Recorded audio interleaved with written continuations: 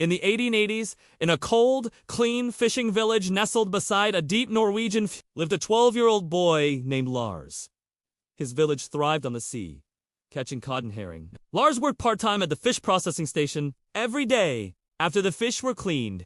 Enormous, slippery piles of fish scale were scraped off and either buried or shoveled back into the fjord. These scales were smelly, cumbersome waste. Lars noticed two things. The scales of the cod, once washed and dried, caught the light and shimmered like tiny, natural pearls. Wealthy tourists, arriving by ferry, were eager to buy unique, authentic souvenirs from the fjord. Lars had an idea. He asked the processing station for the largest, cleanest scales before they were discarded. They were happy to get rid of the trash. Lars spent hours cleaning, drying, and polishing the scales with sand and a bit of oil, turning their rough surface into a smooth, iridescent finish. He then took small scraps of copper wire left over from boat repairs and carefully strung the scales together, creating shimmering, lightweight sea pearl necklaces and charms. He called his product Fiskeskjell Smykker fish scale jewelry. Lars set up a small stand on the ferry brig dock. When the next tourist ship arrived, he didn't sell them expensive carved wood. He sold them his story.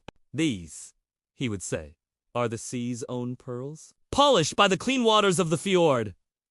The tourists were captivated. The scales were beautiful, unique, light to carry, and incredibly cheap to produce. A local craft shop owner immediately recognized the appeal of the authentic, natural souvenir and placed a large order. Lars created a small, thriving industry, employing younger children to help him collect and polish the scales, turning the fishing village's smelliest waste into its most sparkling treasure.